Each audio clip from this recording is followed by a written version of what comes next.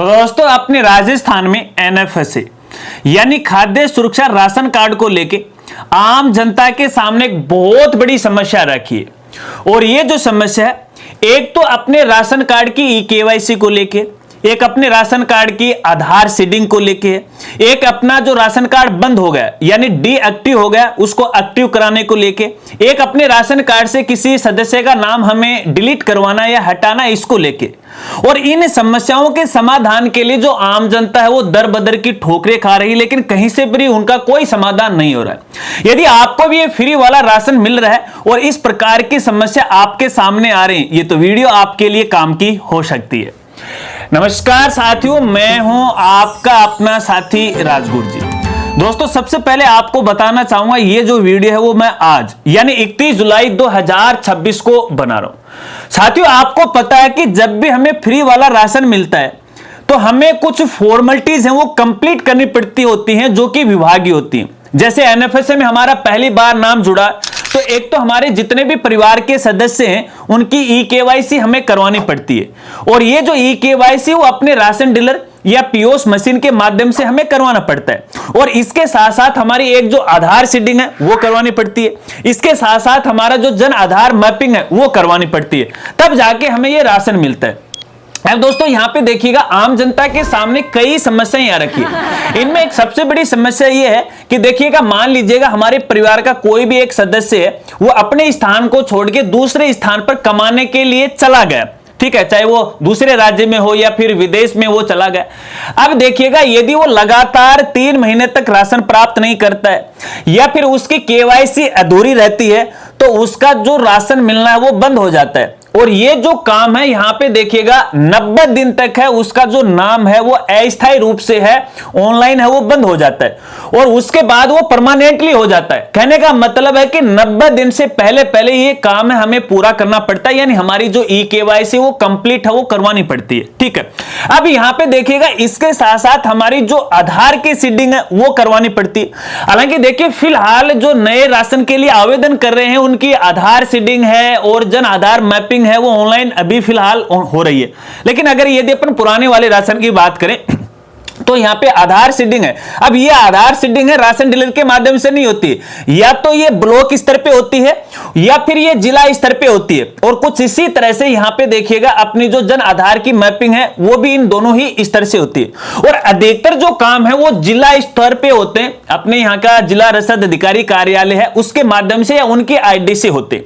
अब यहाँ पे मान लेते हैं कि कोई सदस्य है दूसरी जगह कमाने के लिए चला गया और राशन कार्ड से उसका नाम डीएक्टिव हो गया या फिर उसकी हमें ई-केवाईसी करवाना है, तो भैया फिलहाल यहां पे ई-केवाईसी को लेके, इसके साथ साथ अपनी आधार सीडिंग को लेके और इसके साथ साथ यदि हमारे राशन कार्ड से हमें किसी सदस्य का नाम हटाना है, जैसे परिवार में किसी सदस्य की जो मृत्यु है वो हो चुकी है, अब उसका नाम हमें हटाना पड़ता है, तो ऐसे में इन सभी समस्याओं के समाधान के लिए जिला स्तर पे है जो भी अधिकारी हमारे कर्मचारी जो साथी बैठे हैं वो अपनी आईडी से है ये काम कंप्लीट कर देते हैं। लेकिन पिछले 1 महीने से मेरे को देखने में ये आया है कि जिला स्तर के इस प्रकार के आईडी पे जो काम होने वाले थे वो पूरी तरह से है वो बंद कर दिए।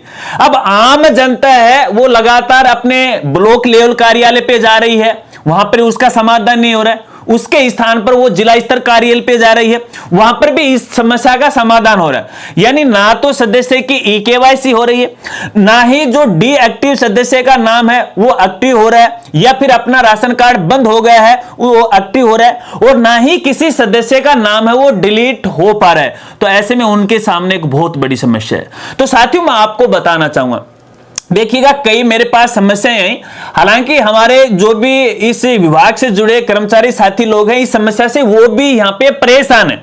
अब यहाँ पे देखिएगा आम जनता तो ये सोच रही है कि ये जो ऑफिस के व्यक्ति हैं वो काम ही नहीं करना चाहते। नहीं साथियों, ऐसा बिल्कुल भी नहीं है, क्योंकि फिलहाल ये जो व्यवस्थाएं हैं स्टेट लेवल से है, जिला स्तर कार्यालय के लिए पूरी तरह से बंद कर दी गई हैं अस्थायी समय के लिए। मैं पिछले 1 महीने से है इस प्रकार देखिए देख रहा हूं, मैंने ये सोचा कि शुरुआत में कोई तकनीकी समस्या हो सकती है, पोर्टल पर कोई अपडेशन का कार्य चल रहा है, तो 2 4 5 7 दिन बाद के अंदर ये एक्टिव हो जाएंगे, लेकिन 1 महीने को होने को आ गया है, फिलहाल भी ये काम है जिला स्तर पे नहीं हो रहा है। तो ऐसे में से आम जनता से मैं निवेदन करना चाहूंगा, यदि आपके सामने भी ई-केवाईसी को लेके, नाम एक्टिव कराने के लेके, राशन कार्ड को एक्टिव करवाने को लेके या किसी सदस्य का नाम हटाने को लेके है, आपको जिला स्तर कार्यालय पे जाना पड़ रहा है और वहां से वो नाम नहीं हट रहा है या फिर आपका काम नहीं हो रहा है, तो इसमें विभाग को दोष देने की कोई आवश्यकता नहीं है, क्योंकि ये राज्य स्तर पे है, ये व्यवस्था बंद कर दी गई है। तो ऐसे में आप दर बदर की ठोकरें मत खाएगा, कहीं पर आपको जाने की आवश्यकता नहीं है। जैसे ये सेवाएं पुनः चालू हो जाएंगी तो एक नई वीडियो के माध्यम से मैं भी आपको है जानकारी दे दूंगा। हमारे जितने भी सोशल मीडिया प्लेटफॉर्म है, हमारा फेसबुक है, इंस्टाग्राम है, टेलीग्राम है, व्हाट्सएप चैनल है, सब पे आपको जानकारी दे दूंगा। तो ऐसे में आप आराम से घर बैठिएगा, जैसे ये सेवाएं शुरू हो जाएंगी तब आप अपना काम है वो करवा लीजिएगा। अब दोस्तों चलते चलते यहां पे खास जानकारी आपको देना चाहूंगा। देखिएगा, अब यहां पे एक नया बड़ा अपडेट किया, हालांकि इसकी जानकारी मैंने एक नई वीडियो में आपको दी, फिर भी मैं आपको शॉर्ट में बताना चाहूंगा।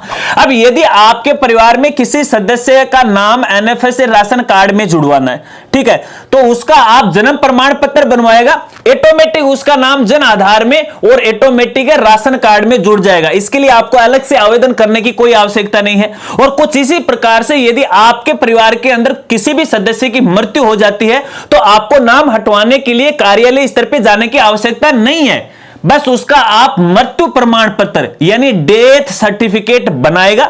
जैसे ही वो बन जाएगा तो ऑटोमेटिक जन आधार से नाम हट जाएगा और ऑटोमेटिक राशन कार्ड से भी नाम हट जाएगा। भले ही आपका जो राशन कार्ड है वो एक सामान्य राशन कार्ड हो या फिर खाद्य सुरक्षा वाला राशन कार्ड हो। आशा रखता हूं अब आप अच्छी तरह से वो समझ गए होंगे। अगर ये वीडियो जानकारी आपको अच्छी लगी तो वीडियो को लाइक कीजिएगा और अपने दोस्तों के साथ वो जरूर शेयर कीजिएगा। और इसी प्रकार की नई नई अपडेट की जानकारी के लिए हमारे साथ है वो जुड़े रहेगा। मिलते हैं फ्रेंड्स अगली एक नई वीडियो के साथ, नए अपडेट के साथ। तब तक के लिए जय हिंद, जय भारत।